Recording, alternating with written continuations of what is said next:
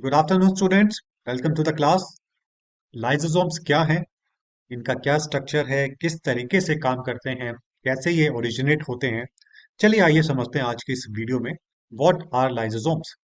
Lysosomes एक membrane bound organelle है। Organelle sub unit होता है सेल का जो कि स्पेशलाइज फंक्शन करते हैं। ये कंटेन करता है डाइजेस्टिव एंजाइम्स। इस मेम्ब्रेन के अंदर डाइजेस्टिव एंजाइम होते हैं which are capable of breaking down proteins, nucleic acid, lipids and carbohydrates. Protein को तोड़ता है, कार्बोहाइड्रेट्स को तोड़ता है, बड़े शुगर्स को ये तोड़ता है। They eat up the material which are excess or born out. उस मटेरियल को, उन चीजों को ये खा जाता है जो एक्सेस में होते हैं या जो खत्म होने वाले होते हैं। They also destroy the invading bacteria and viruses by digesting them. Cell के अंदर जो बाहर से बैक्टीरिया या वायरसेस आते हैं जो कि इन्फेक्ट कर सकते हैं बॉडी को, उसको ये खा जाता है, डाइजेस्ट कर जाता है, खत्म कर जाता है, ताकि जो बॉडी है, जो सेल है, वो बैक्टीरिया या वायरस फ्री रहे। If the cell is damaged beyond the repair, अगर सेल डैमेज हो जाता है और उसकी रिपेयर नहीं हो सकती, तब उस पार्ट को, उस मटेरियल को या पूरे सेल को ये मदद करते हैं खत्म होने में, टू डेथ। क्योंकि अब वो, उसका कुछ यूज नहीं है, तो उस सेल को ये खत्म होने में मदद करते हैं। इन्हें गार्बेज डिस्पोजल सिस्टम भी बोला जाता है सेल का, क्योंकि ये बैक्टीरिया को मारने में मदद करते हैं, जो वेस्ट मटेरियल है उसको खत्म करने में, डिस्पोज ऑफ करने में मदद करते हैं। और इसके फंक्शन को समझते हैं। ये लाइसोसोम्स एसिडिक होते हैं नेचर में। The digestive enzymes in lysosomes are use this acid to break down large molecules. Lysosomes membrane bound organelle है, और इस मेम्ब्रेन के अंदर एंजाइम्स होते हैं और एसिड होता है। जो एंजाइम्स होते हैं वो इस एसिड की मदद से जो बड़ी बड़ी चीजें हैं, जो मटेरियल है जिसको तोड़ना है उसको ये तोड़ते हैं। जैसे प्रोटीन को ये अमीनो एसिड्स में तोड़ते हैं एसिड की मदद से, लार्ज शुगर को सिंपल शुगर में तोड़ देते हैं, और लार्ज लिपिड्स को सिंगल फैटी एसिड्स में ये तोड़ देते हैं। ये सारे यूकारियोटिक सेल्स में पाए जाते हैं। यूकारियोटिक सेल्स वो होते हैं जिनका वेल डिफाइंड न्यूक्लियस होता है। अगर आपको फिर भी इसके बारे में डिटेल जानना है तो आप चैनल में जाके देख सकते हैं। लाइसोसोम्स का जो मेम्ब्रेन है, इसका जो इंटरनल एनवायरनमेंट है, जैसे मैंने बताया, उसके अंदर एंजाइम्स होते हैं और एसिड होता है। और एंजाइम्स एसिड की मदद से जो चीजें तोड़नी होती है, खत्म करनी होती है, उनको ये करते हैं। ये मेम्ब्रेन बाउंड ऑर्गेनेल है, और ये जो मेम्ब्रेन है इसके एसिडिक एनवायरनमेंट को बाकी सेल मटेरियल से ये सेपरेट करता है, अलग रखता है। अगर इन केस कुछ लीकेज हो जाती है, मेम्ब्रेन से लीकेज हो जाती है और ये एंजाइम्स बाहर निकल आते हैं, साइटोप्लाज्म में आ जाते हैं, तो ये जो एंजाइम्स हैं ये एक्ट नहीं करेंगे, फंक्शन नहीं करेंगे, क्योंकि इन्हें काम करने के लिए एसिडिक एनवायरनमेंट चाहिए होता है। जबकि सेल का जो ओवरऑल एनवायरनमेंट होता है वो बेसिक नेचर का होता है। तो ये जो एंजाइम्स बाहर निकले, ये इनको एसिडिक एनवायरनमेंट चाहिए होता है। अगर बाई चांस ये लीक आउट हो जाते हैं तो ये एक्ट अपॉन नहीं करेंगे, चीजों को अननेसेसरली डिग्रेड नहीं करेंगे, इनर्ट रहेंगे, क्योंकि सेल का जो ओवरऑल एनवायरनमेंट है वो बेसिक नेचर का है। अब आगे बढ़ते हैं। Discovery of lysosomes. लाइसोसोम्स को किस तरीके से खोजा गया या पाया गया।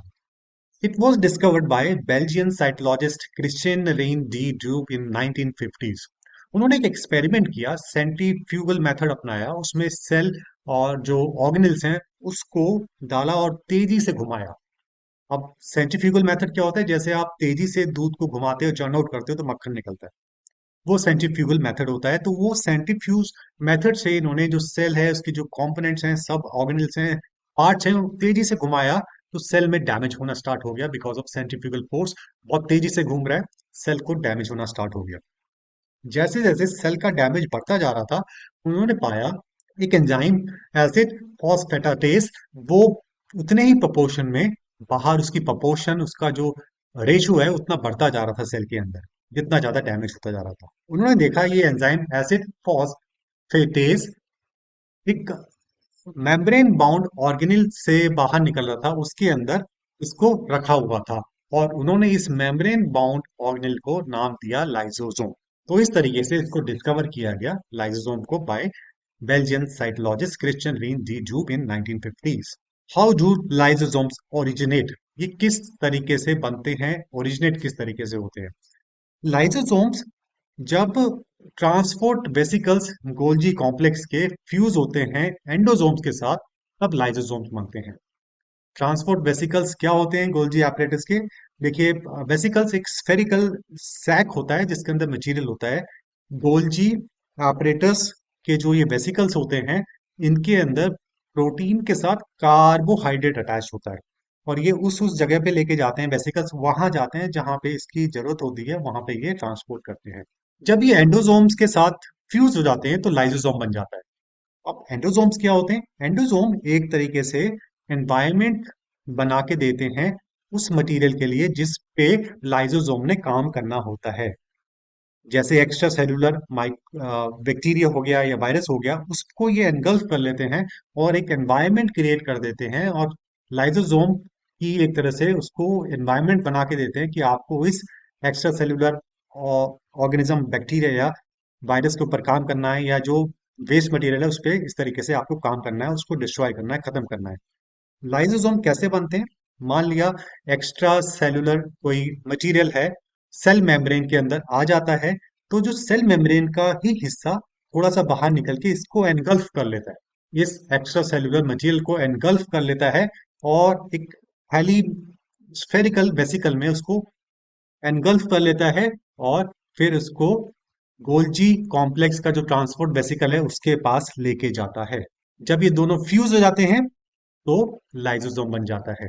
लाइसोसोम के अंदर एंजाइम्स होते हैं और एसिड होता है जो कि उसकी मदद से इस एक्स्ट्रा सेलुलर मटेरियल को या बाकी जो भी मटेरियल है जिसको खत्म करना है उस पर ये काम करते हैं, और इस तरीके से लाइसोसोम बनते हैं और इस तरीके से ये काम करते हैं।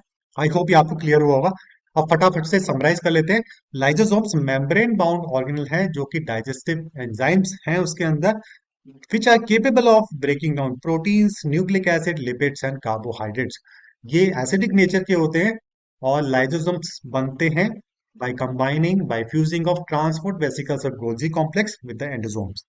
इसको डिस्कवर किया गया था बेल्जियन साइटोलॉजिस्ट ने, क्रिश्चियन रेन डी ड्यूब ने, इन 1950s। लाइसोसोम की जो मेम्ब्रेन है, इसके इंटरनल एनवायरनमेंट जो कि एसिडिक होता है उसको सेपरेट करती है बाकी सेल का जो मटेरियल है, बाकी सेल के जो ऑर्गेनल्स है उससे। लाइसोसोम्स के अंदर 50 से ऊपर डिफरेंट एंजाइम्स होते हैं जो कि एक्स्ट्रा सेलुलर मटेरियल या जो वेस्ट मटेरियल होता है सेल पे, उस पर काम करते हैं, उसको डिस्पोज ऑफ करने में मदद करते हैं। अगर बाई चांस लीकेज होती है जिसमें से एंजाइम्स बाहर निकल जाते हैं, लाइसोसोम के मेम्ब्रेन में अगर लीकेज हो जाती है जिसकी वजह से एंजाइम्स बाहर निकल जाते हैं, तो ये एंजाइम्स बाकी सेल मटेरियल को डिस्ट्रॉय नहीं करते, उस पे एक्ट अपॉन नहीं करते, क्योंकि इन एंजाइम्स को एसिडिक मटेरियल चाहिए होता है, और जो कि बल्कि जो सेल का इंटरनल मटेरियल होता है वो बेसिक होता है, इसलिए ये इनर्ट रहते हैं, ये काम नहीं करते। अब आपके सामने एक छोटी सी क्विज है, इसको अटेम्प्ट कीजिए।